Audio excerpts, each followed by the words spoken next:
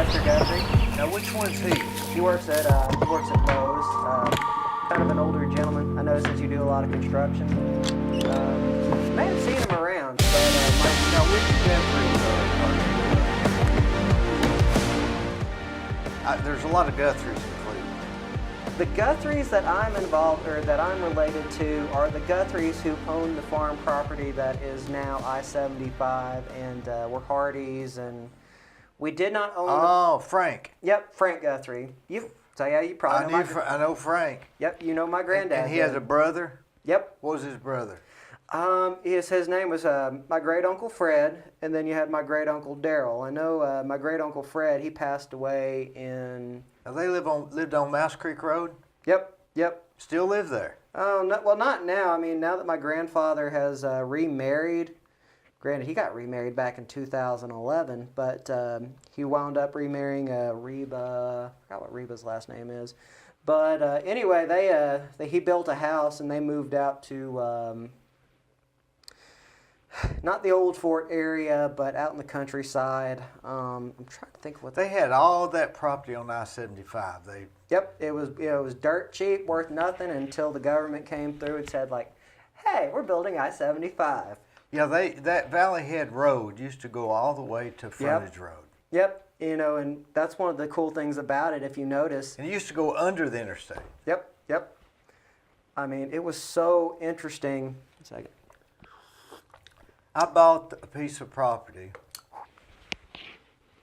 over there, and one Saturday afternoon, there was a knock at the window, and I looked out the window, and it was Frank, and he was wanting me to pay the property taxes. He had just gotten his property taxes notice in the mail, and I guess it was settled at closing, but he was wanting to make sure.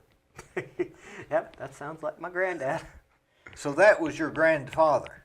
Frank. Well, might be because there was my grandfather Frank James F. Guthrie, and then there was Franklin Asbury Guthrie, who was my great grandfather. Yeah. I'm trying to think who we might like. It was around the 1980s, around that time. Mm-hmm. I know my great grandfather passed away in 1984, I think it was. But I just remember because my dad had just graduated from college, and that's when he passed. Oh. But my grandfather, it was pretty much named after my great-grandfather, Frank, James Frank. I'm trying to think what would probably be a good, or kind of like a good, what's the word? Well, yeah, it probably was my grandfather. But anyway, well, where was I going with that thought? Where were you raised? Born and raised in Cleveland. Which end? This side of Cleveland. Originally, I was raised. My childhood home was on Mouse Creek Road. Kind of like right directly next to Mouse Creek, or down. Pardon me. To the soccer complex. Our house was like right across the street from it. Saddle Creek subdivision? Single tree. Single tree, yeah. Single tree. The single goes tree. Up and go left or right. Yep. It's basically just one big giant bone. You can go this way, then you go that way, and it pops out. Yeah. But from there, my mom and my dad, we did move to Woodbury Drive, which is out in the county. But parents separated, 2007. And, my dad still lives there in the same house, and I live on this side of Cleveland. I actually only live like 4 minutes away from this property. Is that right? Yep. Now I saw where you had went sailing for a while. Yep. What was that? How do you get from Cleveland, Tennessee to when you were going to go sail for what?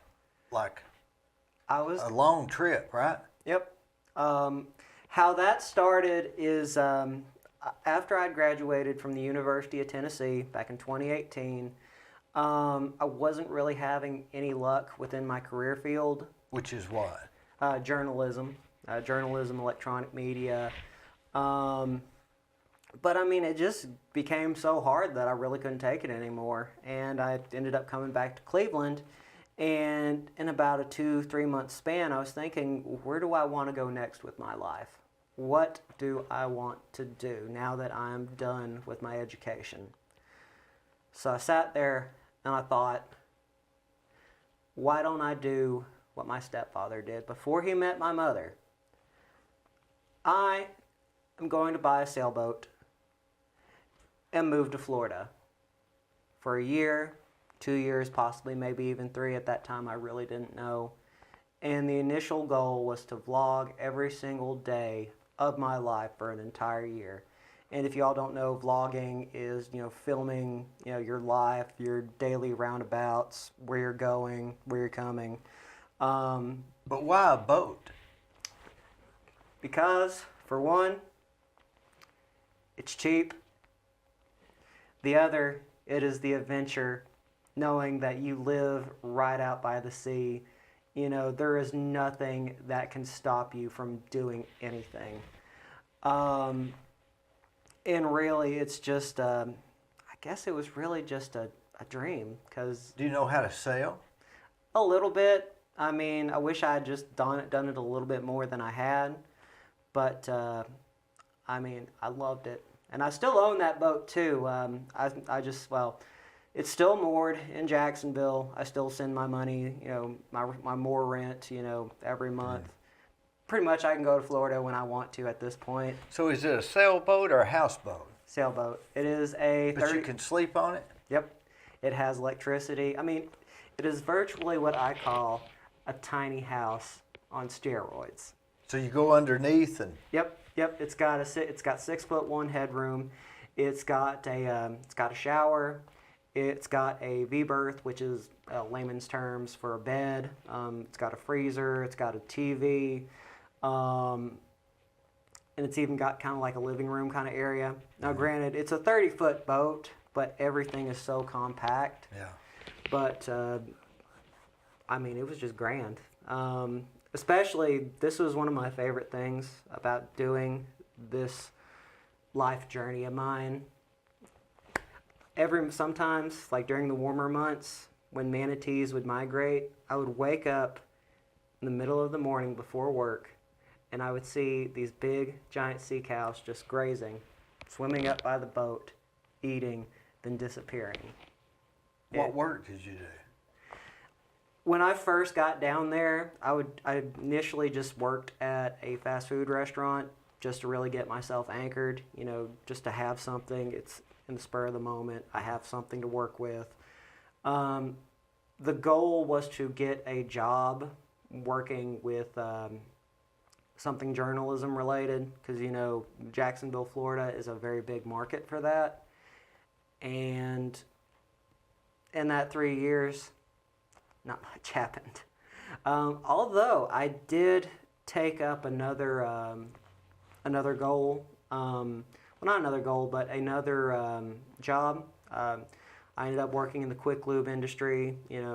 Doing oil changes. Working on cars, taking belts out, putting them back in, rotating tires. Which honestly, that was a really, really great decision on my end, because not only do these types of businesses, they have insurance, they've got dental, vision, health insurance, and plus they do pay really good too, although it is not where I wanted to be. But in terms of jobs, that's what I did. Well, wasn't that a big undertaking to leave Cleveland and go buy a boat to sail with no real experience in that? Yes, it was a very, very hard. I mean, here's the thing. I mean, the closest family that I had in Florida was my great uncle Daryl, who lived all the way in Brandon, Florida. And that's about a 5-hour drive from Jacksonville to Brandon, Florida. But yes, it was very hard. I really didn't know what I was doing. I mean, I just kind of, looked to it and I said, God, I'm going to make this decision, and I'm going to grab life by the horns, and this is where I'm going. This is my dream, and I will make it happen.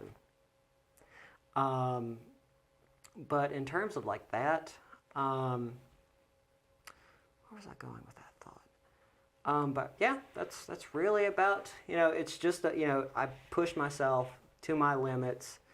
And quite honestly, if it had not been for the pandemic, I probably would have stayed there longer. But because of everything shutting down, me being there by myself, it freaked me out. I'm not going to lie. Did you lose your job during that period or whatever? My hours got cut back so bad, I was only working like maybe, I'm guessing like no more than 20 hours every 2 weeks. We're talking 2 years ago, roughly. Yep. I mean, it was total chaos. I mean, my mental health wasn't doing good. I wasn't getting any sleep. And I lost, well, I won't say I lost. Briefly, I lost the passion that I had come to Florida for, which was to vlog. And there was a very brief time that I didn't vlog for quite a while. I mean, well, I won't say quite. I'd probably say my vlogging stopped for about 4 months. I didn't pick up a camera. I just said, you know what, I want to go home. But part of me said, no, I'm going to stick this out and I will do this. And that's what I did. I made it stick. And if I hadn't had some other medical issues that had come up, I probably would have come back I probably would have stayed longer. That's very interesting. Actually, this is another job that I did pick up on, which I think is very fun, which we will be talking about today, I imagine. But I used to give ghost tours in the city of St. Augustine, the oldest city in the United States. When you were there? Yep. Now, how did you arrive at that job? Because we're talking about 2018 you went down there? Yep, 2018, 19 roughly. Which is not long in the big scheme of things. Yep. That was yesterday. Yep. How I got involved with Ghost Augustine is I was working on this documentary. I was trying to... Your own documentary? Yep. A documentary that would encompass the lesser-known ghost stories of St. Augustine. Because St. Augustine, not only is it the oldest city in America, it is also one of the most documented in terms of like hauntings, hauntings, spirits, ghosts, demons, whatever you want to call them. But it, what I wanted to cover was the stories that no one really heard of or really heard about. It just kind of like hid. But one of the things that I was doing, I was trying to gain support from these businesses, financial support, such as, advertisement, showing them, hey, this is what we're doing, this is what you'll get. But ultimately, that fell through, and one of the things that I was doing is I wanted to do a story on Ghost Augustine's the haunted hearse that they had. It was an old hearse from 1993. I forgot what the name of the spirit was, but anyway, he had a heart attack and he had passed away in the vehicle. And how the people of Ghost Augustine found out about this is when they would drive the tourists around telling ghost stories, weird things would begin to happen in this hearse. The radio would turn on by itself. Some people have said that they would see a shadow sitting right behind them. Just a lot of things until finally they brought in a medium who sat in the car and they're like, yeah, his name is, I believe his name was, or Frank. I believe his name was either Frank or James. But anyway, it was the freakiest thing. But to go back to what I was talking about, I went to the manager of the shop and I asked him about this because I couldn't get a hold of the owner, to sign off on the paperwork saying that, we could do this story. And I talked with the manager for about 30 minutes and he pulls out, he's like, 1 second, goes in, pulls out an application. He says, here you go, I think you might like this. And that is how I got started at Ghost Augustine. I went in trying to get some information and paperwork done for my documentary. I came out with the job application. And I will say that was probably one of the most fun jobs I've ever had. But when it is an investigative based tour and you are dealing with some of these types of spirits, sometimes they will follow you home. And that's one of the things that made me quit, is because weird things would begin to happen on the boat and on the job site. And eventually I just said, too many things are happening. I need to quit, which of course I did. And not long after that, I came back to Cleveland. About when? I came back to Cleveland September of this year. I felt like 2 years and 4 months was enough to solidify that I had achieved my dream. But now, since then, you have started online the Dream Poet. Yep. Which I have noticed you have an large amount of subscribers and followers, and that is very hard to do. Mm-hmm. So September is only. You've not been here. About 2.5 months. 2 months. How many videos do you have out now? In terms of like everything I've done. Yeah, I've just started seeing them pop up everywhere. They're really good. Thank you, sir. I would probably say I have close to about 500 videos. All done when? In what time frame? Well, the first 339 videos were my vlogs that I did for almost an entire year before the pandemic happened. Where at? In Florida. In Florida. And when I came back, I kind of said to myself, well, after my hiatus that I had taken, it's like, I'm just going to stick to one video a week, because doing one video a day is just hard. So that's what I would do. I'd vlog one, on my off days from work, working at Take 5 Oil Change. I would go out, I would travel to these parts of Florida that the tourists never visit, such as Silver Springs. If you have a chance, Silver Springs is one of the most beautiful areas. It will take you to another realm. Like, I'm talking like the water is so crystal clear you could look 40 feet down and you can see straight to the bottom. So you don't do vlogs, as you call them, and I call them videos. You don't do them of just around here? I do them quite well. Since I have noticed that a lot of my subscriber base, a lot of, my local client, well, maybe the word isn't clients, maybe my fans, as I put them, I've noticed that a lot of it has been focused here in Cleveland, and that's what I've been doing for most of my vlogs. Some of the things that I have been doing in this area, back in October, I did, some of the, the local haunts, the ghost stories, that are just known around this area, like, the monk of Charleston. The monk of Charleston. Was that true, you think?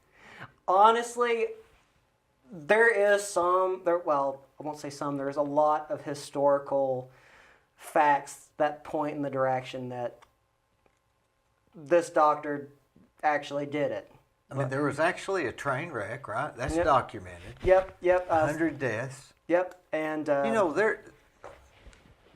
that's an interesting thing you said. You seem to do the things that nobody else is doing. Yep. A sailboat, riding a sailboat from Point A. From Cleveland. Yep. And doing a different way of journalism. Yep. I mean, it's not like you went to work for somebody to do journalism. But the monk, that was what, 1860 or 80, 70? Pardon me. 1867 is when the train wreck happened. And I never knew about that till I saw your video. Yep. And I can go by there now and I can see buildings that I think, oh, I see. Yep. Because, well... Now, how did you find out about this? How I found out about the monk goes all the way back to a story that my mother read to me as a child. The book was called 13 Ghosts and Jeffrey, which talks about, of course, a monk coming down from Baltimore, Maryland to New Orleans. The railroads ran, through Tennessee, ran straight down there. But of course, the monk, story goes that, he was wounded, and the doctor took him in, and nobody saw the monk, and he was neither recorded as being either dead or alive until, well, this is where some records kind of become kind of iffy. Some records say that the skeleton was in the doctor's office. Because that was a rite of passage for doctors at the time. They had to have a skeleton up, right? Yep. Or some say, they found the skeleton in, the doctor's old home in an estate sale. Or, well, remnants of the body in the bathtub, right? Yep. And again, the bathtub on that. Again, how I found out about that was through Miranda Young, who runs Ghost Biker Explorations, another YouTube channel. I believe she's from the area because I've noticed that a lot of her videos will start out in a lot of Cleveland locale spots, kind of like Fletcher Park or Red Clay. I'm like, that's a dead giveaway, cause anyhow, now where do you get the information? Do you search for it? Mm-hmm. How I usually find out about it is I will go through various other YouTube channels. I will find books on it. I'll read online sources, and I will pinpoint the location of this area. Some of these locations, they're not even on a map. You actually have to dig for them. Like one of the things that actually I did just recently, it was a video that dropped this morning, was of McFarland, Tennessee. I saw that. I watched that about 6:30 this morning. Yes. Anyway, because McFarland, it was a railroad town that was established in 1895. But, because TVA bought up all that land, they were taking over, not even within 30 years, McFarland, Tennessee just disappeared off the map. And, you go to that spot, like on the outskirts of town, or what was once McFarland, you have, the foundation of the concrete pouring facility. And if you look at like old photos of it, the thing stands probably about 200 feet high. It is tall. And when I looked at the video, it looked like it was like 30 feet tall. Yep, I mean the thing was like it was a ginormous building. Like, but the whole building, or what was the foundation? Was it about 30 feet or what? I would have to say, I'm guessing it had to be at least maybe 80, 90 feet. I mean, if you look Golly. I mean, you got to think, back then, that's what humanity was capable of. What kind of things we could build. And how did they get the concrete up there and all that stuff? That kind of baffles me because honestly, if you look at it, what they were getting the concrete for was, for the Appalachian Dam. Well, not the Appalachian Dam, the Appalachia Powerhouse. Let me correct myself there, because the Appalachia Powerhouse, it was being built during, World War II, and it was needed for the war effort. The government was needing power to, smelt aluminum, smelt iron, steel to make weapons, all that stuff. But it just honestly, it makes me wonder, how did they get that much material down the mountain? Because if you've ever been to McFarland, it is in the most remote part of the Cherokee National Forest. There is nothing there, and there is no telephone service. Now, is McFarland, was it in Tennessee or North Carolina? It was in Tennessee. Tennessee. Tennessee, there are two ways that you can get up there. The first way is through Turtletown. That's probably the way that I consider the safe way, because you don't have to deal with all the bumpiness that my truck luckily survived. That was not a fun trip. Well, it was a fun trip. Let me correct myself. But then there's another way going through Cleveland. You'll go through Reliance, kind of like you're going to Wassey Outfitters, and you'll take that route. To the left? Yep. In front of Webb's store? Yep, and I mean, it's like a lot of bumpiness, and for the next 45 minutes, that's all you're going to see is dirt road and bumpiness. But so it was a city, and you said it had a post office and one house and a hotel? Yep, they called it the government house. The reason why they called it the government house was because it's where most of the park rangers in that area would sleep. And that was most of their clientele, was park rangers. Now, it was different than Caney Creek. Yep. In the fact that they didn't need that much help. Yep. because Caney Creek, that was a again, it was established by the East Tennessee Power Company, which later evolved, within about maybe 30, 40 years, was merged with TVA. But originally it was 16 homes. I had Doc Garner, Doc German on. Oh yes, Yeah, I remember that the second one. living survivor of the Caney Creek. Yep. But that was a similar thing. Can you imagine being the one person living in that house? Wonder who lived in the house at McFarland. I mean, that's another one of those things that just makes you wonder. That's lost to time. Where did you get those pictures? Because it had like 4 or 5.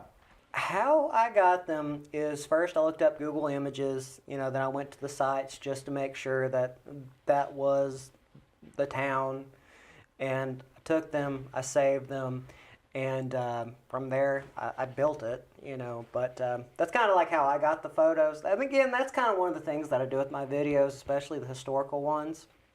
I try my best to go back and find the photo that is, this is it. That is it. Yep. But that's kind of how I go about doing that. But Now, there's nobody that can really fact check your videos. Yep. So you're doing some assumptions, obviously, right? Some. But you're doing the least you possibly. You had to. I noticed on the one about the monk, you had to connect the dots somehow. Yep. Because you said at the end, you was wondering if he was buried, if the bones were buried across, which would have been the most reasonable thing. Yep. That you could do with him, if you were. Now, what was the doctor at the time? What was his name? His name was Dr. Bazemore. I guess why I've kind of been kind of iffy because I just have heard that there are family members of the Bazemore family that are still around, and I'm not sure how they would feel about that old tale, that their great grandfather took a monk who was dead, and he pulled off the all the meat off the bones in the tub. Well, maybe it wasn't him. Maybe it's somebody else. Could be. Yeah. So these videos, you make no money off of it, right? As of right now, no. In order to claim monetization through YouTube, through AdSense, you have to acquire about 4,000 hours of watch time as well as about 1,000 subscribers. As of right now, I have the watch time, but I'm about 500 subscribers short of reaching that goal. But how many subscribers short? About 500, and last I checked this morning, my YouTube channel had about 448. I'm guessing about 560 subs is what I lack. They're hard to get. Yes, very hard, because it's like, sometimes, like what I have noticed, I will post to a few of these Facebook groups, like Cleveland and, Cleveland and Tennessee history. Yeah. I've noticed, they're very open and generally very positive. Although you will sometimes get that one person in the comments section that will tell you like, oh, his voice is horrible. He needs somebody else to do the video. And he's like, you sounded like you was drunk or deaf. And I'm like, why? Yeah. Yeah. Why comment that? Yeah, I mean, there's no need for it. It's like, I'm working my fingers to the bone on my YouTube channel. But in terms of like money, this is the plan. Once I reach 500 subscribers, I will open up a Patreon. That way, if people just want to make, like a $1 donation or a $5 donation, just to buy lunch, maybe I can send them a postcard, or something as a way of saying thank you. Just something like that, as a way of saying thanks. It is a really good thing you're doing because you're pulling out stories about our area, about our history, that's not that long ago. Yep. 100 years or less, that we don't know unless we was to go search the newspaper microfilm. Yep. And some of this stuff you're pulling out wouldn't even been in the paper anyway. Nope. And that's the thing, it's like kind of one of the things that I'm also looking at right now about doing a video on is the old primitive settlement, that's out on Highway 64. That would be a good one. I mean, because it's like, Cleveland Daily Banner isn't really touching it, Mix, 104.1 isn't touching it, and it's like, that is such a significant piece of history. If you think about it, we had our very own Museum of the Appalachians in our very own backyard. And it hadn't been for the owners of the property, I believe the owner, I think he passed away from a stroke, and his wife couldn't really take it up, and eventually it just fell to the wayside. What was the primitive settlement? The old primitive settlement was a 19th century recreation of what, Cleveland probably would have looked at, like in Appalachian times. Old log cabins that were original, log cabins that had been pulled sometimes from about 50 miles away, and all of them single, meticulously put back together. And one of those homes that was put back together, that was the old primitive settlement, there were about 13 children raised in that home. And from what I read in an article in 2003, you would have these family members come to the home that they were raised in and getting to see it, the future generations getting to witness it. Like, to me, that is beautiful. However, present day, it's on sale in the market. Last time it was sold was for about $250,000. I don't even know if there's anything left there, is there? There are a few buildings. Who did the primitive settlement? I mean, who took on that as a job? Because when I was growing up, it was a bar. Okay. Or a dance hall. Dance hall. Actually, I remember I remember my uncle telling me about that too, Donald McCoy. But anyway, I forgot their names. I do know that they did own a very prominent furniture company here in Cleveland, and that was one of their things that they wanted to do. But I really wish I could think of what their names were. It's off the top of my head. But they... I know who you're talking about, and I can't think it. Well, it's not McCracken, is it?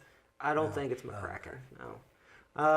But some of the things that are left over is you have the original building that was the dance hall. Then you have a really, really old log cabin, that's, of course, built into it. On the property, you also had an old... granted, they since then have moved this, but it was an old post office, like a 2-room post office. Mm-hmm. Everything was still in there. $3,000 is what they sold it for. Which, honestly, I really wish that it could have been me to buy that, just because the building was so fascinating and it was so cheap.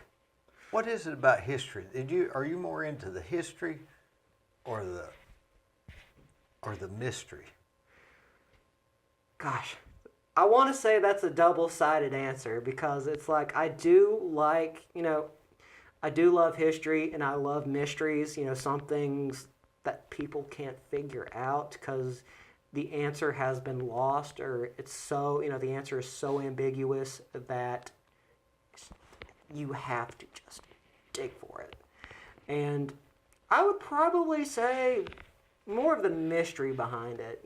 What is it? Because that's one of the reasons why I did the old Civil War tunnels of Cleveland, or the lore behind it. Because one of the things that I remember growing up hearing as a child, was my dad, my father, me and him, we would pass through downtown Cleveland, and he would point to the Joyous Rot House and say, "There is a tunnel there." And he would often tell me that it was a part of the Underground Railroad. Slaves would, apparently be hidden, in the tunnels, and then they would be shot out, mm-hmm. at the train depot below, and therefore escaping into the night.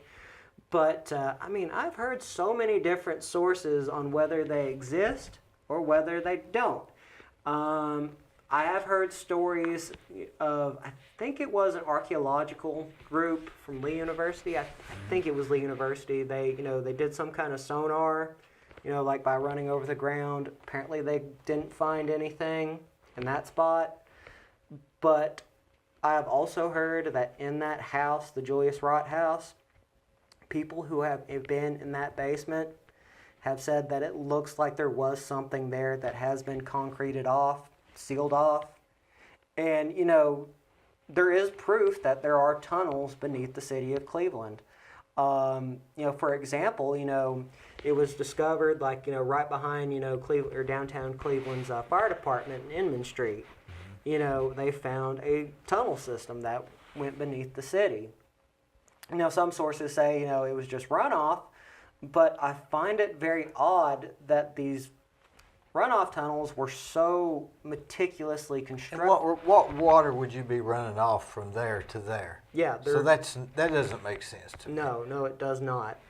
And I mean, it's just and I've also heard stories like this where there was a friend of mine who went to Bradley, and one of the things that she was doing, she was working on a story, a video, I should say, a video with her life group from church, and they were in the basement of a lawyer's office. And one of the things that she would hear while she was doing this little video for her life group is that there was a open tunnel that people used to quote unquote hide in until it was safe to come out. And then I've also heard stories from the older generation. Some of them have said that they would follow these tunnels back when I guess the openings were a little more noticeable. It would take them from one part of Cleveland and shoot them out like an entirely different part of Cleveland. It's just utterly bizarre. And I really wish that, Cleveland would kind of open up about that more, because it's so fascinating, especially with its tie-in with Julius Rott. Julius Rott, was the richest man in Cleveland at the time. The state of Tennessee, actually. In the state of Tennessee, the state of Tennessee. He was a character that should be revered by Cleveland, Tennessee. Yes, very much so. Because here's the thing: he was the son of a German appellate court's judge. A German appellate court's judge. Was he in Germany? Not a United States appellate court, but Germany. Germany, and he went to a university in Germany. He studied in mineralogy. He comes to America in 1850, and he becomes a U.S. citizen in 1853. Moves to Ohio, is that right? Cincinnati, Ohio is where he winds up because his family is there. He comes down to this area mostly to own and operate the copper mines in Copper Hill and Turtletown. Now, was he an accountant? Where do I get that impression? I think probably where it comes from is he did create the Bank of Cleveland. I think it's either the the First National Bank. No, Cleveland wasn't the Bank of Cleveland, but it was like a. It was a very important bank. Yeah. Yeah, I know what you're talking about. It wasn't. It was something. Another bank. But he came down through here to work as a mineral. What do they call it? A mineralogist. Yeah, something like that. Mineralogist. And ended up becoming partners with them. Ended up owning them. Yep. And got extremely rich. Yep. It's kind of the story. But exactly. Some reason in there, I think he was keeping the books for one of the mining companies and saw a path to, because one was fledgling, I think, and he saw that, looking at the books, that he could make it go. Some story like that. How old do you think Rott was when he came here? I'm guessing he had to at least be in his mid-20s, is my guess. You realize that during that era, they called before Rott's time and after Rott's time. That's how important he was to this area. They even coined a decade or two for him. Mm-hmm. I mean, nobody's ever going to say before Chet Guthrie and after Chet Guthrie. Yep. So that's something. I mean, that exactly. It does say something about this man's character because he played such an important role. And this is another fascinating fact about him is, after the secession of the United States during the Civil War, Rott stayed and he tried his best to keep those mines running, even though they were under, Confederate control. But it eventually turns south when the Confederacy runs them out of town on a rail. Thus, this is where, Rott seeks, asylum in Cincinnati, Ohio with his family. But how did he leave his fortunes, though? My understanding is they made him leave because they considered him a war criminal because he was making cannonballs and selling cannonballs to the Confederates or something, so they claimed he was a war criminal. Yep. I guess he was only a war criminal if he's on the other side, right? Yep. Maybe that's how he was keeping things afloat during that period. Yep. I mean, that does make perfect sense because, he also had a copper rolling mill here in Cleveland too, but that was also burned down by the Confederacy, which again, Now, prior to him bringing the railroad here, they would have teams of horses that brought the copper down the some call it Old Copper Road, right? Isn't that the name of 64 Highway at the time? Yep, was the Old Copper Road. Old Copper Road. But, and I may have this wrong, but they said it was either 1,200 teams of horses that consisted of 6 horses, or it was 600 teams of horses that consisted of 12 horses. Anyway, they would can you imagine getting a team of horses to come all the way down there? Mountain. And that's why because the major place to bring that was taking it out of there was through Blairsville. Yep. Or here, and he was instrumental in getting the railroad to stop in Cleveland versus Blairsville. Yep.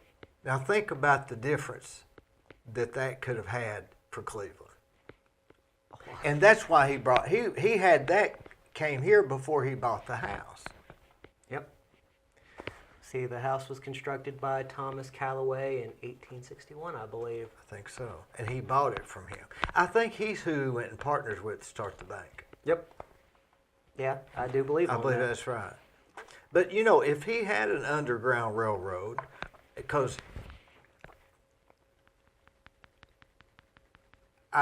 you went through part of it, right? Yep. Part of it's there. Yep. So where's it end up? Who knows? It must be true what the legend is. But what would it have been for? It was either for payroll or an underground railroad. Yep. What would have been a third option? There wouldn't have been a third option. And if you had payroll coming to your house, you wouldn't have payroll coming to your house. Yep. With your family and everything.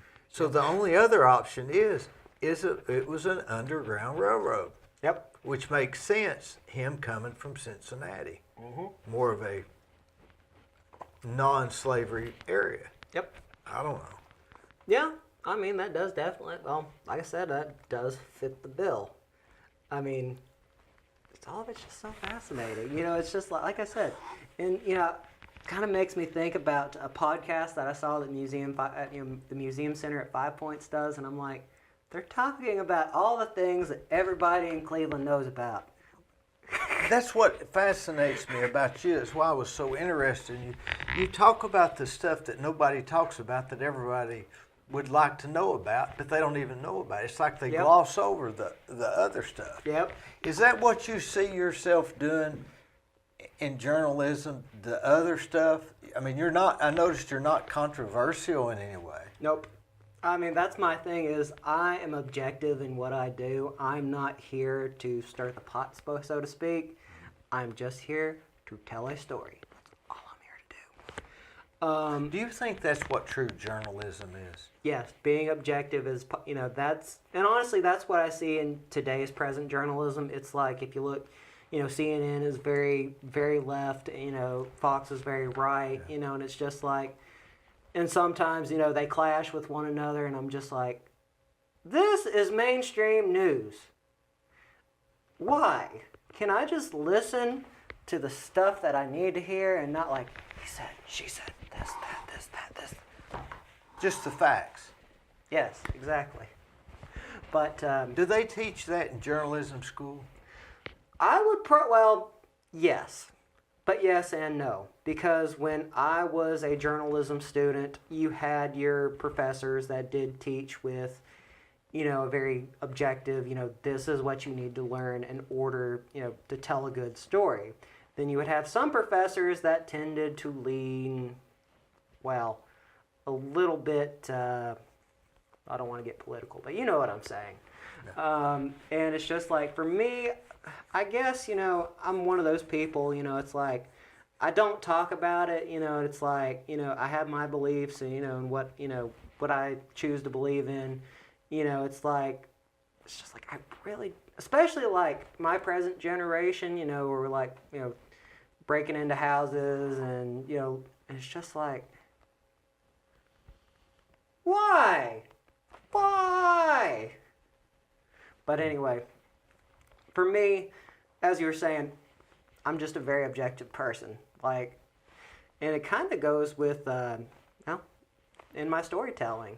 Because, I feel like I'm kind of being a little bit long-winded there, but... Where did you get that? Why do you want to tell a story and I don't care to tell a story?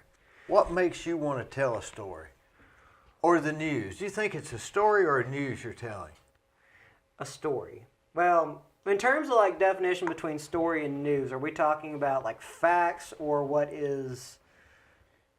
No, you're not telling what happened. You're trying to set the tone of what happened. And that's what I like about your... Yep. I mean, you'll show the wind. If you can't hear you good because of the wind, you're out there where it's windy. You're not masking the wind. Sometimes I can't hear you over the water, but that's because you're next to the water. I mean, because, it's real. Yep, it's... Who's what? Do you have a stick for the camera? I do. That is what I use. I have a stick and a camera, and it's always me holding this, usually from about here. And from there, I just kind of go for it. Like I do my research before I go out to these locations. This is what, is built up in my mind. This is what has, been done in research. And from there, I build my story. I've noticed you wear the same jacket a lot. Oh, the old, well, actually, okay, there is a good reason about that one. That was actually my grandfather's on my mother's side. He passed away back in I felt like it was significant for some reason to you. Well, it was probably because it was my grandfather, again, on my mom's side, who passed away, and he never really got to wear it much before he passed, but, kind of gives me a good feeling that, he's always here with me, even though he's not, the best way to describe it, he's up there, I'm down here, well, not the thing that's below, well, you know what I'm saying. Anyway, I'm not in hell, but... Is that your armor? Well... In a sense? Kind of in a way. Now, when you went out to like McFarland, what time did you head out that morning or that afternoon? I would probably say that I headed out around 9. Had to clean up the truck a little bit. I had to get my stepfather's dog, Sally. You kept calling it the name of the other. My mom's dog. Yeah. My mom's dog is a border collie. Did you take that in case bears or snakes? In a way, yes, because Sally is very unpredictable sometimes. Like, she is very protective, but she is also a very sweet dog. Like, I kid you not. If she does not see you as a threat, she will start licking you, and next thing you know, you'll have about a 50-pound lap dog sitting there with you. She stayed right with you. Yep. She's a really, really sweet dog. Was it a chocolate lab or what? Black lab. Black lab. I've got a black lab. They're super sweet dogs. The only thing better than a black lab is a chocolate lab. Yep. They're a little bit calmer, chocolate lab. Yep. Now, so you headed out at 9 o'clock. You had your map with you?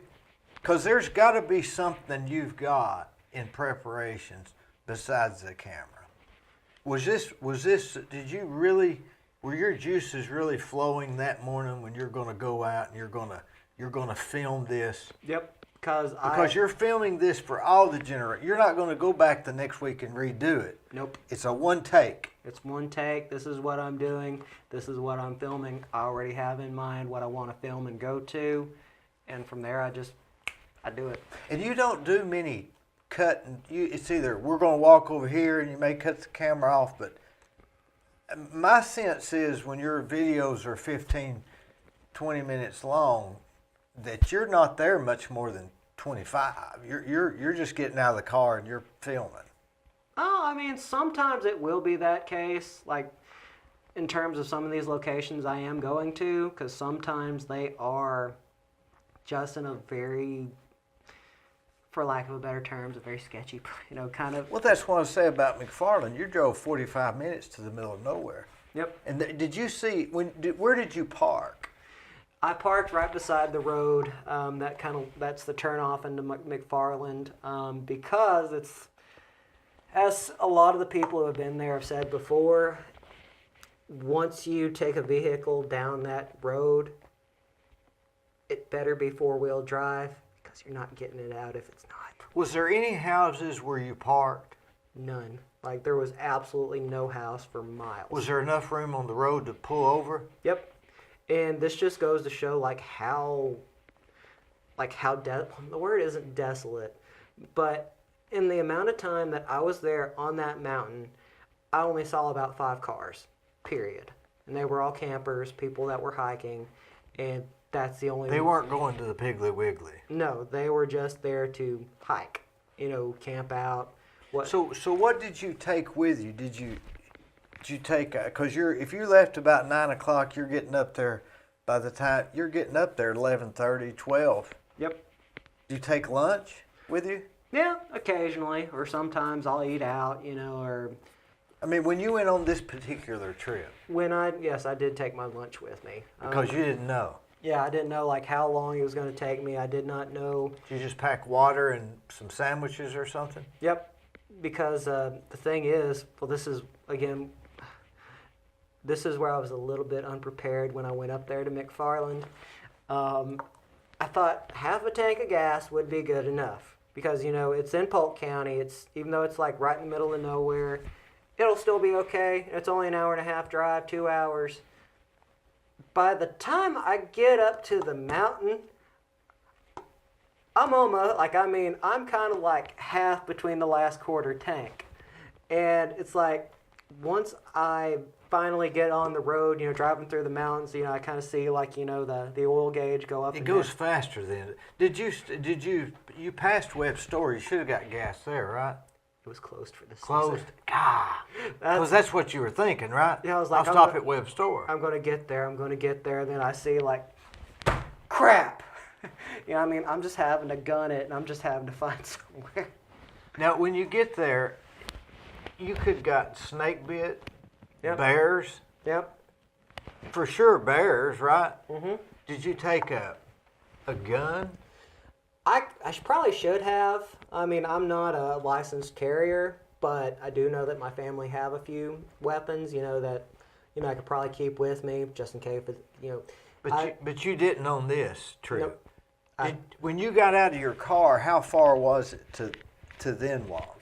I would probably say to get down to that part of McFarland, it was probably about a 5-minute walk. It's straight down the hill.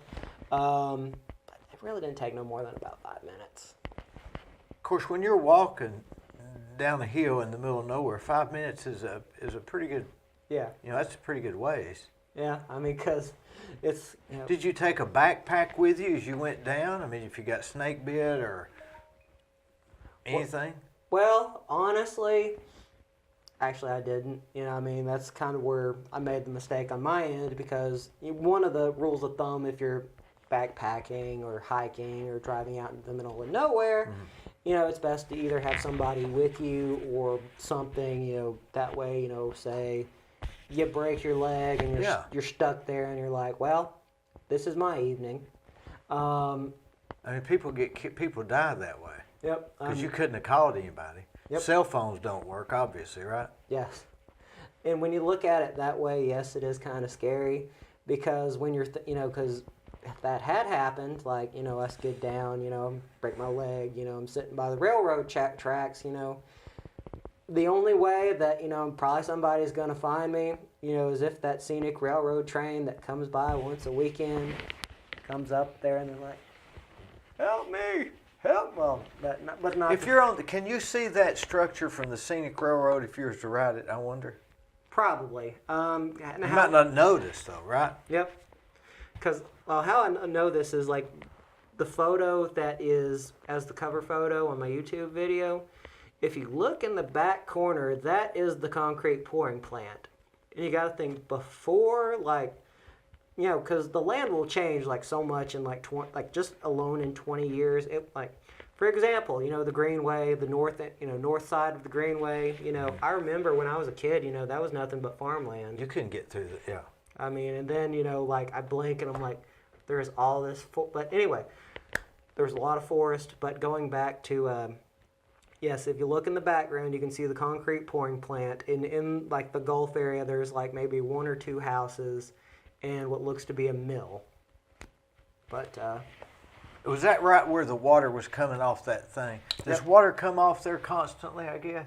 I would probably say. Just from the mountains? Mm-hmm. Just like it's collecting right there? It's not real clear or nothing like that, right? Nope. Now, why don't you wear on that, would you be better to wear like a safari hat or something like that? Kind of like something, kind of like what you would wear for like hunting gear. You know, Yeah. Like you were more prepared for the site. Yeah, actually, that would probably be a better idea, especially if something did happen to me like that. You know, I have thought about that kind of stuff before, you know, because actually there is a perfect example of this. It's out in Rockwood. It's called Ozone Falls, and, there is an abandoned fire tower that's on the top of the mountain. Where's Rockwood? Rockwood is kind of between Sweetwater and Spring City, Tennessee. It's kind of like sandwiched in there, and there is nothing. Whereas I would say in my southern tonality, there ain't nothing up there. I think I built a building in Spring City, and I would have to go that back way, and there is nothing there. Yep. You come into the back side of Spring City, or it's kind of the west side. Yep. I mean, again, it's one of those places, you know, there's nothing there. It's so, you know, what is the word? It is not overgrown, but anyway, it's just so, yeah, I guess the word would be overgrowth, but kind of going back to what I was talking about, I remember I came up and I did a vlog in that area, and this was December of last year when we had that really good cold spell. Mm-hmm. And when I got down there was nothing but ice that I assumed was snow. I take one step, I slip, I fall, I say, oh crap, only I didn't say oh crap, and that goes into the YouTube video. And I'm like, I can't go any farther than this. And that kind of goes back to what you were talking about, yeah. You know, about, you know, the risks that go into going into some of these places. Yeah, even going under that tunnel of rods. Yep. I mean, you went back in there. Mm-hmm. That's somewhat dangerous. Yep. But my thing is, it's just, I guess how I feel is, if there is something like that, do not do it unless you are experienced. You know, you have a familiarity with the area. Mm-hmm. You know how it's constructed. You know, and of course, bringing a weapon or, you know, something as some form of protection when you're down there or going to some of these places. Like, I know this is going to sound pretty bad, but I was kind of thinking about doing a video on the Cherokee Summit, you know, hotel. You know, recently they moved all the destitute. Yeah. And I was up there, and I mean, I was just kind of walking, looking around, and I saw that one of these doors was open, and I was like, I wonder if that is unlocked. I tapped the handle, it's open. And I'm like, well, I'm just going to close that and pretend that I did not do that. Mm-hmm.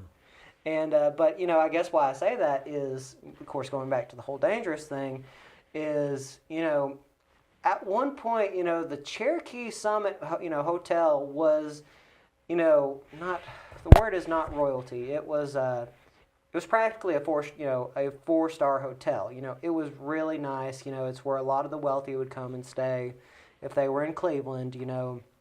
Over the course, of like the next 50, 60 years, it becomes, a home for, people that are destitute or homeless, and it kind of loses its charm. Well, my thinking is I would kind of like to go in there, before they do their renovations on it, and capture what it, was, what it almost looked like back then. It's almost imperative, isn't it? Yep.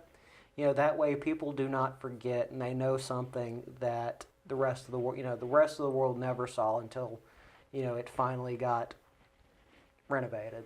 I remember seeing old pictures of people standing in front of it. I mean, it was a place where they had weddings and. Yep. I mean, it was a beautiful, beautiful building. Like, if you look at postcards, the lobby is just gorgeous. And when I was up there, I walked up the stairs, I wanted to look in.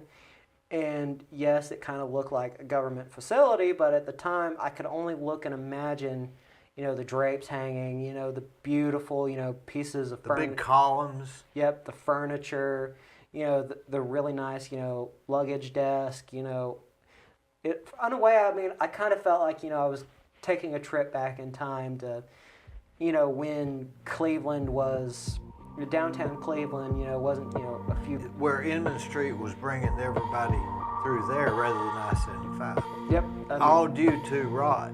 Yep, exactly.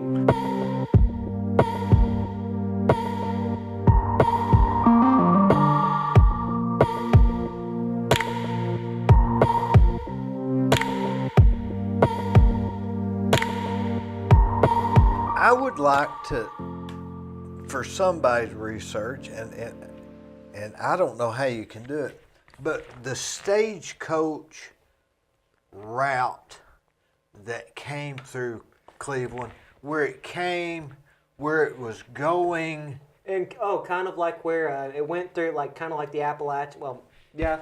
Well, I mean, where was the stagecoach stops? Now, that would be an interesting video. That would be very interesting. And you can't hardly find the information. You can Google it, stagecoach. There's a theory that the stagecoach routes and stops precluded the mail postal route. And then there's other thoughts that the stagecoach came after the mail routes were established. So I don't know which came first. That is a thought. I don't know. I mean, because that would be an interesting. Well, I mean, I do know a little bit of history. Well, not so much the trail history that runs through Cleveland, but my stepfather's property that he's got up in Dunlap. Part of the the wagon train used to Cagle. Yep. Cagle, yeah. Yep. Used to run through that area. Well, I built a doctor's office in Grootley Logger, Tennessee. Yeah. Now that's the middle of nowhere. But I asked the local people there how it came about, and they said that was a major stagecoach stop back in the day, and that a lot of Germans came there to work in the mines, and that's how they got the Dutch-made bakeries that were up there and down in Tracy City. So stagecoach stops and routes were a major thing. Yep. But we don't know a thing about them. I think Taylor Springs was where they would stop at the top of the hill, and they would walk down and get water from the spring, or they'd take water back up to them. So I think they were stopping at what we would call Inman Street. Yep. I guess. I don't know. I don't know how you'd find that. That's your expertise, not mine, right? I think Probably where you could find it. The only thing that I guess that's ringing a bell in my mind is perhaps you could probably find it at Bradley County Library. You could, you know what? Actually, there's another good thing that where you could probably look. Archives. At the Bradley County Courthouse. In the basement? Yep. Going through old archives. Looking at old newspaper articles. I guess how I know that, or why the thought came to mind is back when I was an intern at the Cleveland Daily Banner, I did a story on my family's property, and I remember it published, and like that morning that's another story for Alan Jones, but anyway, basically, essentially what happened is my mentor at the time called me and said, Alan Jones called me and he said he really liked your article.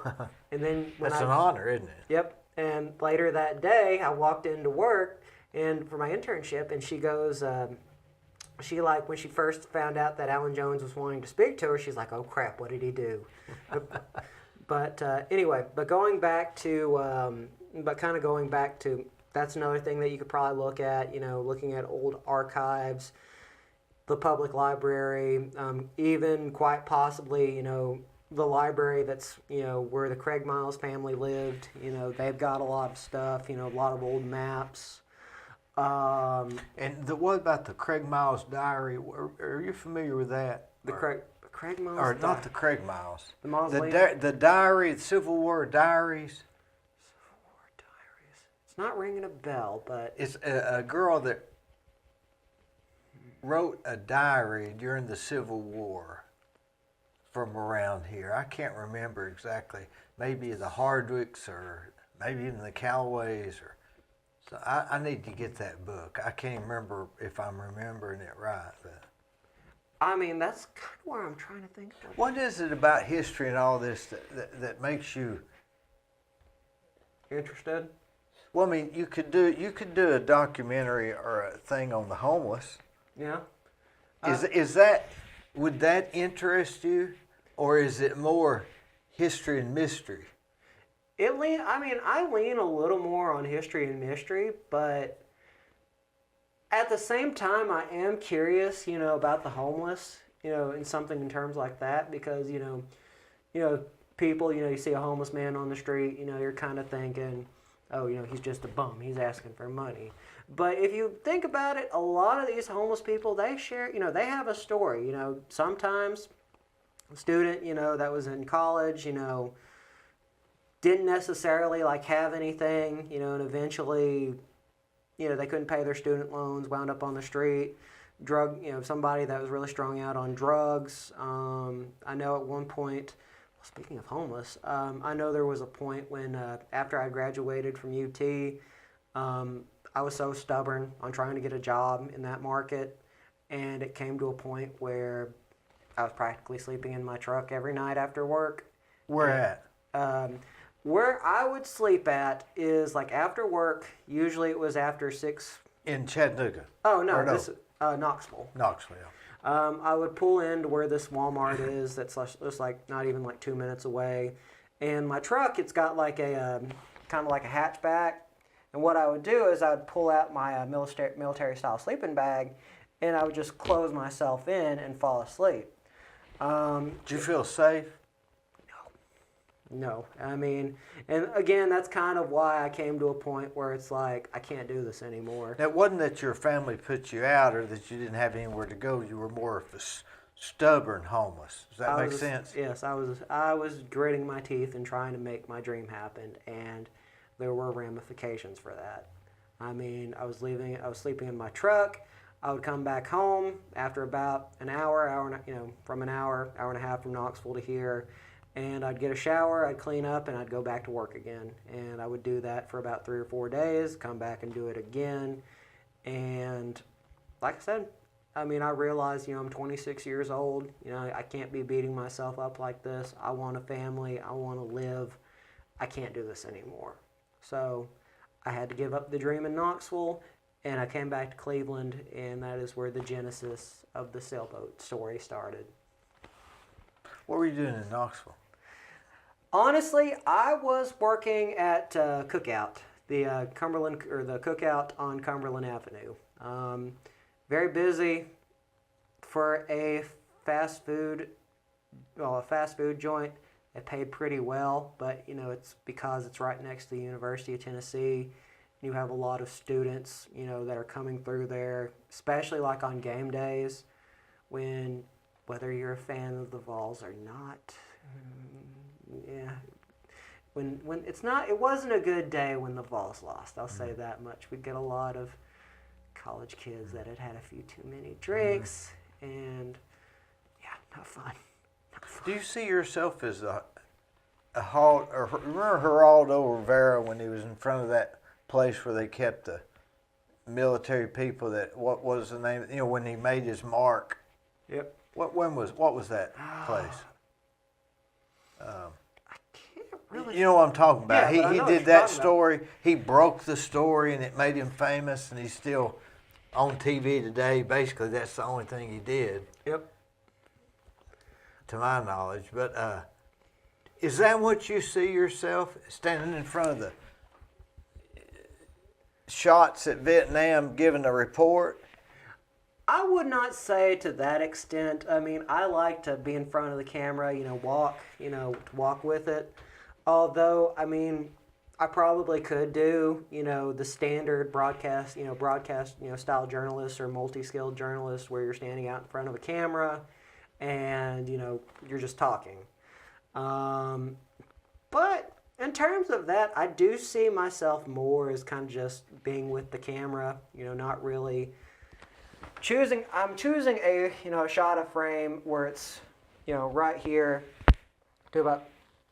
No, that's probably going to cause some sound issues. I'm sorry. Anyway, about from here to here, rather than the standard broadcast, mid frame, down to the waist, up here, big. Are you thinking of these things while you're filming? Yes. Like I'm again. That's kind of like I guess where my video production mind comes from. I'm constantly thinking where this frame of view will come in, but it is always on my mind. Is your stick adjustable? Mm-hmm. Will you have it shorter when you're talking about Monk and longer when you're talking about McFarland, or do you have it a standard length away? Standard length. I mean, just to go like this. Yep. Yes, that way the audio is good because I do not have a big giant, boom mic, So it's all the camera, just that phone. Is it literally your phone? Actually, it is a GoPro Hero 7. And it's with that little camera. By the way, they might be a small camera. GoPro has produced a style camera that it's easy, it's portable. You can pop it right out of your pocket. There you go. Why not just use your phone? Is it better?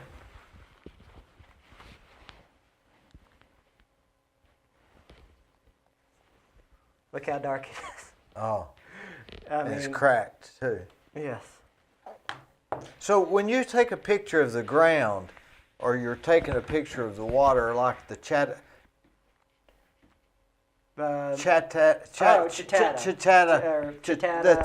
wall. Shade, yeah. You took a picture of the ground. How are you doing that GoPro then? Well, I mean, really what I do is, for example, I'll get down kind of shin height, and I'll kind of walk with the camera. Would you turn it around? Yep.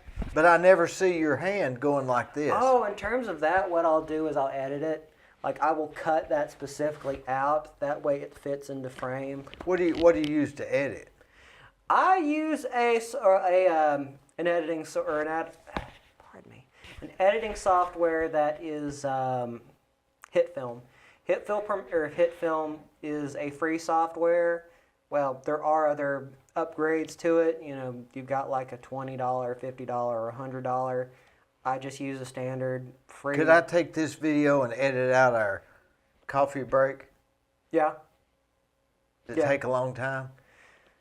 Honestly, with kind of how I plan my videos, I could probably take maybe about an hour's worth of footage and get it down to about only having to take like an hour, hour and a half, which in terms of like editing, if you know, I mean, editing can be, editing can be absolutely atrocious. Yeah, I've used that Studio Pro or something like that, and it's very hard to do. I quit. I gave up. But you use Hit Pro? Hit Film, Premiere, Hit Film. Another one that is actually, well, it might cut out on you. Adobe Premiere is also another really good one. But like I said, sometimes the system will crash on you and give you some bullcrap answer, and you're just sitting there at the computer after losing like 2 hours worth of work, and you're just like, I'm going to walk outside and I'm going to scream. And then but anyway. So you take this out, like at McFarland, was you up there a whole hour? I would probably say, well, in the total time that I was there, I would probably say I was about there. Yeah, about 2 hours. I was down in the concrete pouring site, and then I went down to the where McFarland was. Trying to film as much as you can? Yeah, all structures, all foundations, anything that I can find. Essentially, kind of trying to, not to sound mean about it, but kind of try to outdo the people that came before. People are, just took out, just a really beat up phone or something like that and be like, this is this is that, and it just looks so bad that you sit there and you have to turn it off. For me, that's kind of what I do, as well, is I will go in after I watch some people, make a video on it or something, and it just looks horrible. It just looks bad. And my goal is to make something that the viewer, the fan, the member can enjoy. Instead of just like a really, really wobbly phone. That's. I bet you're probably going to have a lot of meme things here, Dee. I'm a very funny individual. But anyway, I guess. Where was I going with that? Where is do you have a list of other stuff you're going to do? Do you write it down, or do you just kind of have it in your head? I have it in my head, but I can tell you some of the things that you should be looking forward to. The next one, of course, I'm doing the old primitive settlement. Probably the next one will probably be the Laurel Snow Falls, the Laurel Snow Falls Pocket Wilderness. All that used to be a mining town. Well, not mining Where's town. that at? The Laurel Snow Falls State Pocket Wilderness area is in Dayton, Tennessee. And what it was during, I think it was like the 1880s, 1890s, they were saying that it was going to be the next Steel USA. They were going into these mountains and they were pulling out coal. They were going to take it, they were going to, build these coke ovens, get the coal, then take the iron, the steel, and, send it out. But in that area, they simply could not get enough coal. And another reason why mining stopped in that area, what became of the Laurel Snow Pocket Wilderness, is that there was a mining disaster that killed about 30 men. And they did try to get them out, but how they did this is they, I believe this was the Richland mine, but they went and they dug beneath the mine. They went beneath the river to where it had collapsed, and by the time that they had gotten to the men, they were all dead. That is another place. And plus, another cool thing about that area is you can find a lot of evidence where the trains used to run through, a lot of old train trestles, a lot of old bridges. It's really cool. And the next place that I do plan on going is, I've never seen like a comprehensive video on it, but that's the general, the Great Locomotive Trace. The Great Locomotive Chase, happened in 1862, I believe, Andrews Raiders. On YouTube, I cannot find for the life of me a comprehensive video that expands, that particular event in history.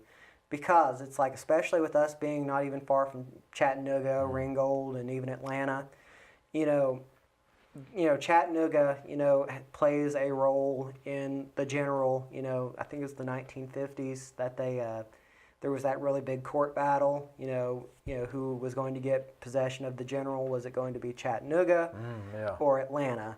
And from there, you also, Ringgold, down Ringgold, Georgia, you've got the monument of the, where it was captured. And then if you go further, you've got the Railroad Museum near Atlanta, or in Big Shanty, Georgia. They've got the train there, and they do have a big sign, from where the hotel was, where Andrew and his raiders, the 22 Union soldiers, that's where they took over, they took over the general, and they just went, even though when I say went, it was only like 15 miles an hour. That's what I was reading. People in history make it sound like the general's going like 45, 50 miles an hour. No, Andrew and his raiders, that train was only going about 15 miles an hour. It was slow. But you couldn't stop it either, right? No, this was a big... Cut a tree. Yep.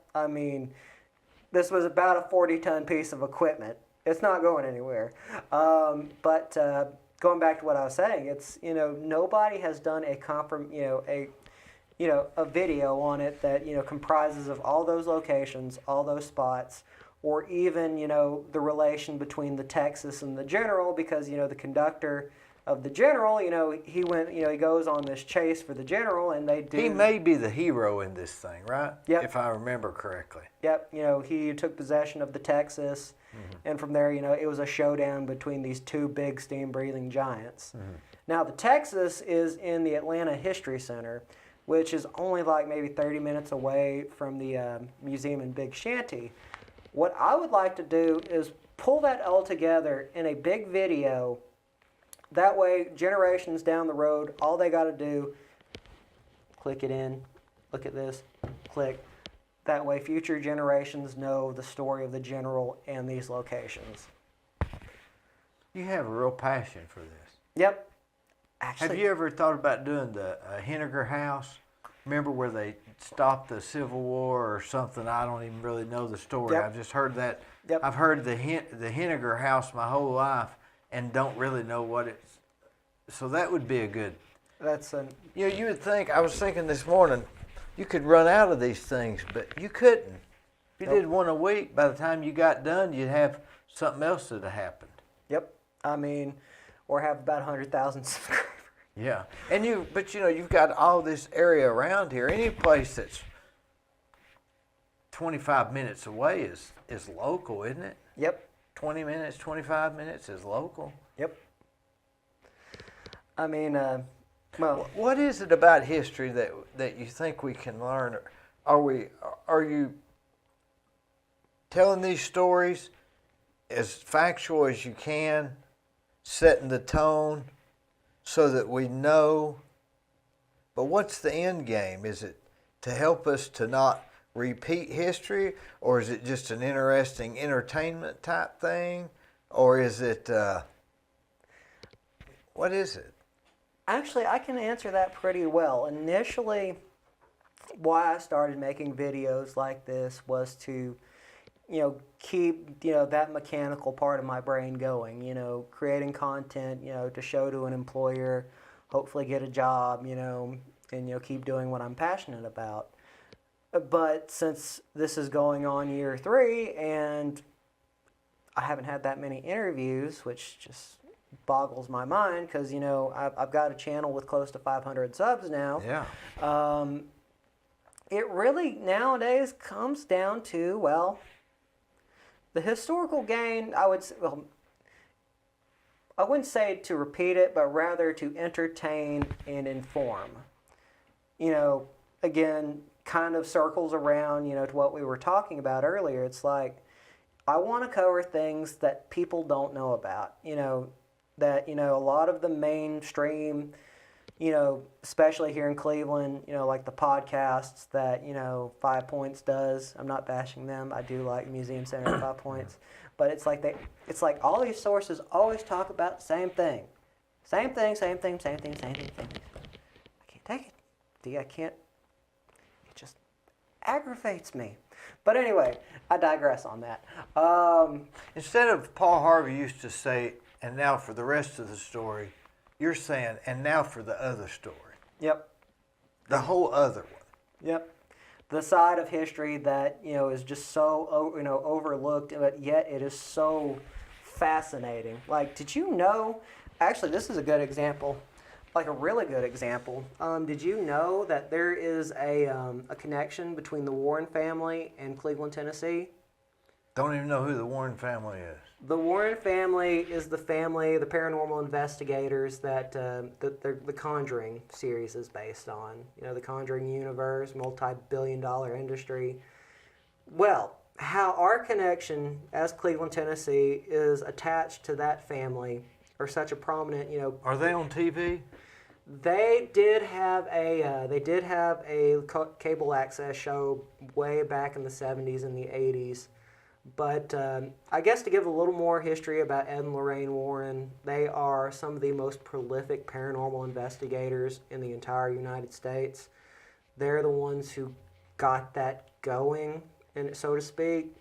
For example, a lot of their stories, kind of what we have seen, in the movies. If you're a really big horror fan, film fan. They were a very fascinating group of people, but how we have a connection with them is we look back on a little dirt road that goes, a little dirt road. This is back in 1966. This is long before that I-75 is even constructed. Most of that area in Cleveland, where you see the Cleveland Daily Banner, the Old Fort Restaurant, none of that is there. You have nothing but farmland, mainly my great-great-grandfather. And on this land, and there was this older lady, her family buys a house in a newly formed neighborhood called Vista Drive. And this house is about the only house in the entire area. It's a dirt road, goes off into nowhere, turns around and comes back. Well, one of the things that the former owner of this house says to this lady's mother at the time, he says, "Congrats, you bought yourself a haunted house." Now this is before 25th Street. Yeah, this was all before. So Vista Drive was a subdivision before. Yep. Okay, go ahead. Kind of like where you see, kind of like that road that, that was it, that comes out right beside, the cheat sheet to go to Cracker Barrel, as my family calls it. But anyway, we... Guthrie Drive. Guthrie Drive. That, again, that's, if you look at James Asbury or... Crap, I feel bad because I'm forgetting my great-grandmother's name. That, again, that's Guthrie Street, Guthrie Drive. That's all my family... was my family's former property. But to go back to the story, for a while at the beginning, this lady was confused. Why did the former owner of this house say this to her mother? Not long after they began to live in this house, strange things would begin to occur. They would see things get thrown across the room. They would see what they quoted as shadow figures in the corner. They'd hear these really mysterious voices. A lot of strange things were happening, whether you believe the paranormal or not. Well, it hits its boiling point. They really can't take it anymore. They're really trying to seek out some kind of confirmation. So, mid-1970s, Ed and Lorraine Warren, they were giving a lecture at Cleveland State Community College, and you can find this in old records of the Cleveland Daily Banner. Rick Norton was the one who interviewed them. Good old Rick. Rick Norton. Yep, he was. I believe he's the main director, the director at the Banner. He's been around for forever. But anyway, this lady, she comes up to Lorraine Warren after the presentation is over, and she tells Lorraine Warren exactly what's going on. And Lorraine looks at her and says, "You all need to get off that property. That house has a lot of negativity. There's a lot of negativity in that area." And as I'm hearing this story and I'm reading about it, this lady is telling me, I'm like, why don't we know about this? And she told me that just about every house in this neighborhood had some kind of activity to it. And this is kind of one of the things that, in my assumption, that I can think of, is that way back when, before European settlement, probably even predating the Cherokee Nation, you would have a lot of these Native American tribes, that would consider some places sacred or mystical, magical.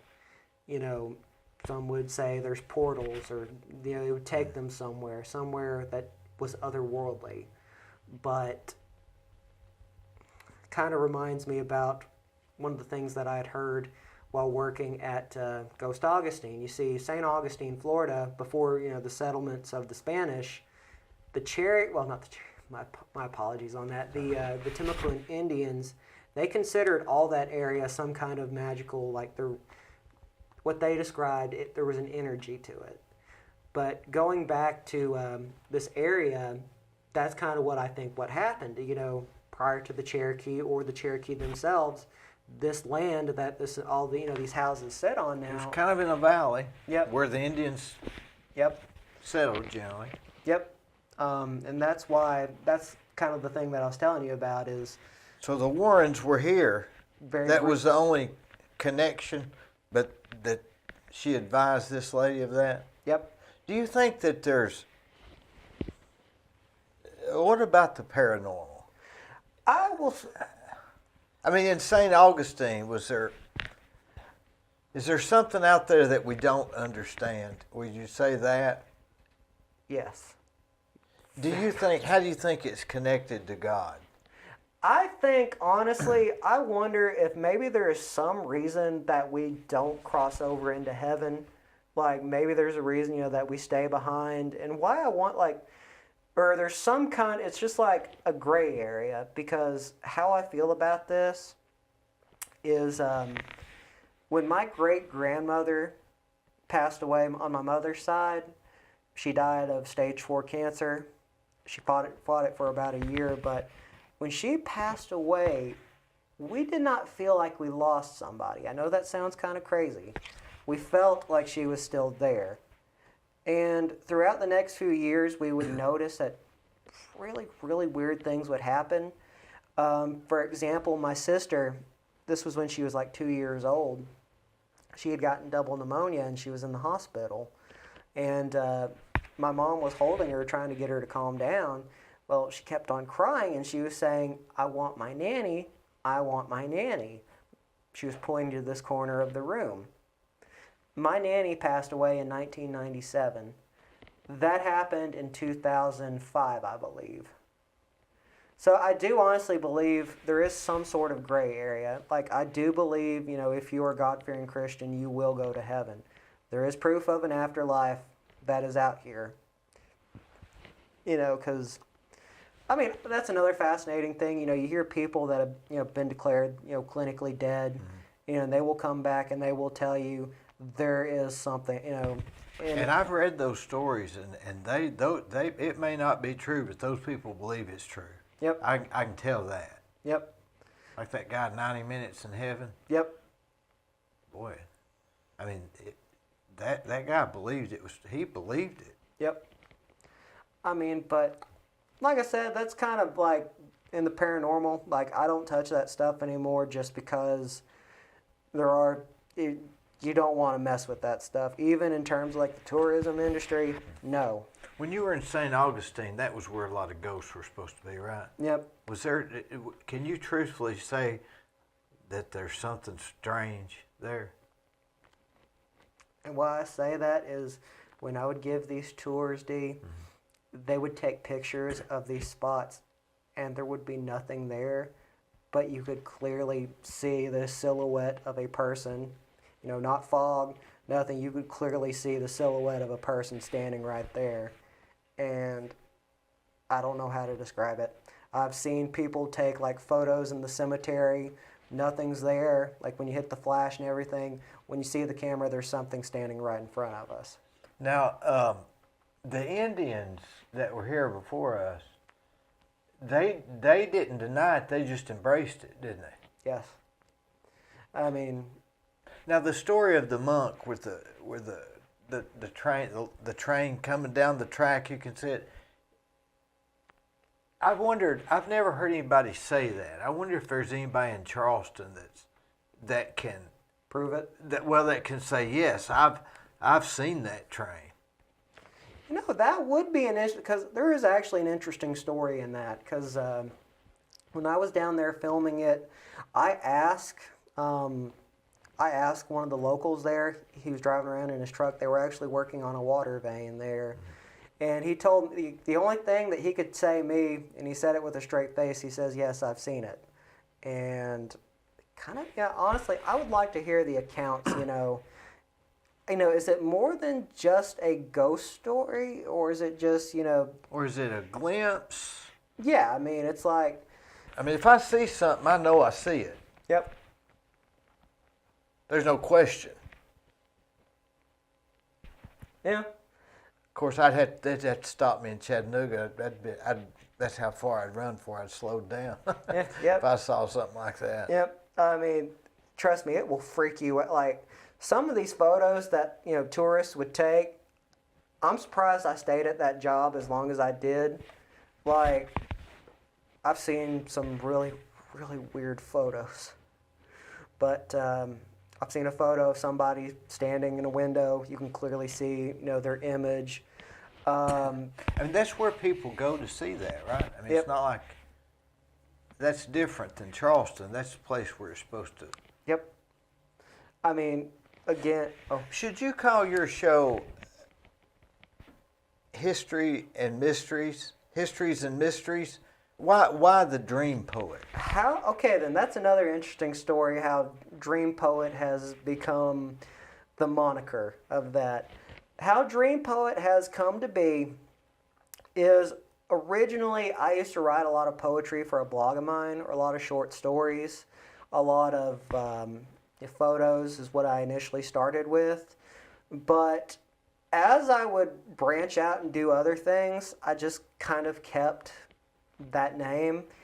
But now that I think about it, there is, It fits, doesn't it? Yeah, it fits. There is a type of symbolism there, dream, dreams, living life, doing what you want to do, and poet, living it in the in a creative manner. You use the word symbolism. Yep. Is that another word for poems? Yes. So I've never heard anybody refer to it as that. I mean, I know art. Yep. Poetry is art.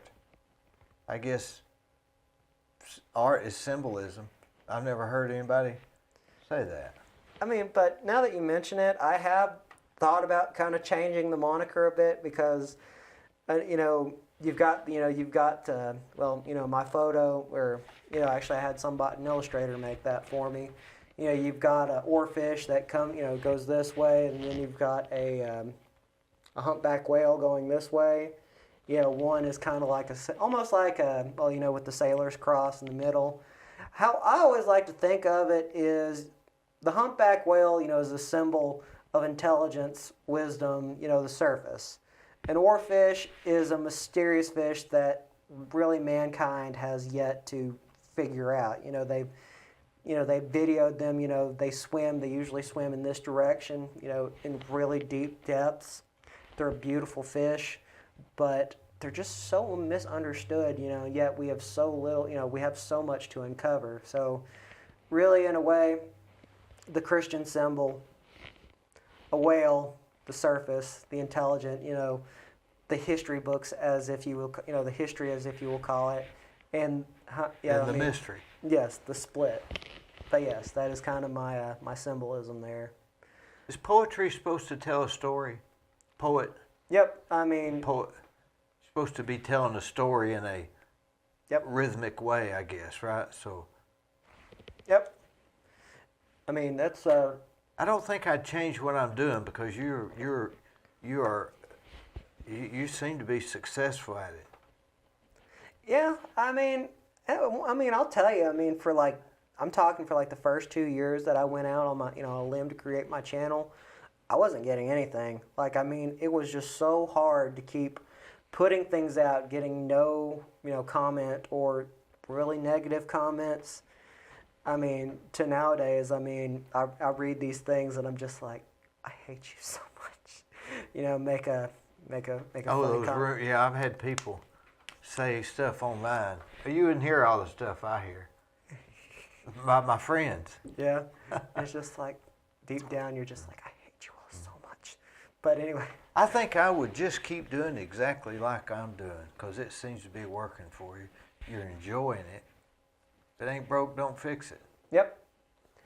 Gwen said you've had 12 more subscribers since he's been watching it. So I don't know. Okay then. But anyway, actually, since we were kind of talking about it, I know I didn't cover on it as much, but the Shady Valley or the Shady Wall. Yeah. I got to tell you about how much in trouble I got with the mispronunciation of that name. How I know this is, my friend Nathan King and John Galley, the ones who, discovered a portion of the wall, I was calling it what they were calling it, Chitata, because that's what, when you look at the signs, it's just Chitata. like, yeah. That's how it's spelled. Yep, but you listen to a lot of these locals, they will tell you, no, it's Chatta, or no, it's Shady, and it's like, why am I doing it wrong? But anyway, I remember because I told my father about it, the video I was working on at the time, and he was going, oh, you're talking about Shady. It took him like 5 minutes. And I was like, I always call it Chatta. yeah. Now, where does that wall, where do you think it ends that you can tell? Well, from where you can see, like on old records, old maps, it's described as a wall that's about 7 miles away from Charleston, Tennessee. 7 miles away, and it is facing it's faced on a ridge north and south leading up to the Hiwassee River. And North and south. Yep. So here's the Hiwassee River. It's going like this. I always thought it was going. What was the wall for? That is a total mystery to mankind, because this is where we'll elaborate on the history of it. In 1891, you have Isaac Cooper. He's trying to find stones for his mill. He's trying to build it. He comes across this mysterious wall. It's 2.5 feet thick. It's 3 ply high, these, sandstones. 1, 2, 3. One side of the wall has these mysterious etchings in it that he can't really describe. There is a professor, well, not a professor, he is sent by the Smithsonian Institution.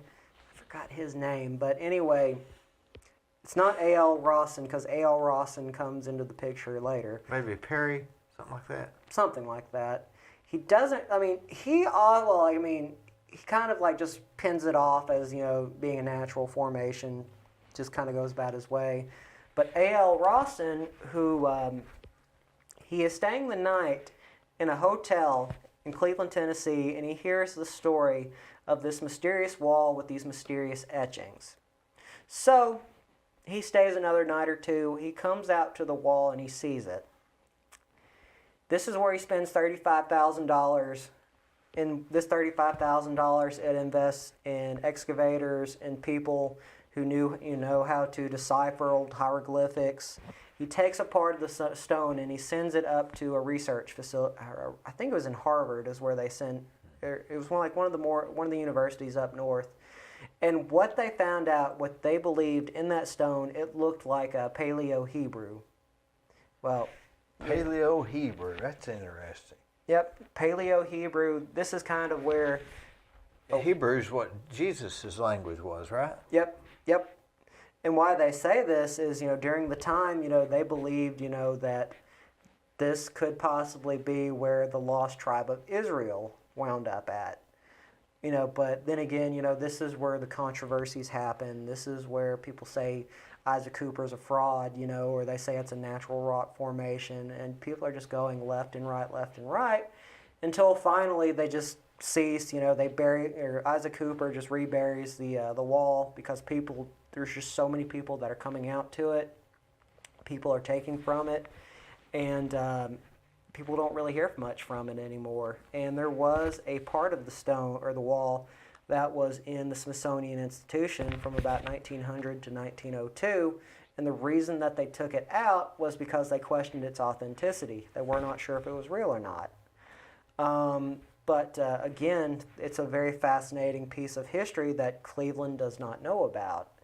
And I mean, it was shown on the map that you had. yep, Chautauqua Valley or Shady Valley. What did it call it on the map?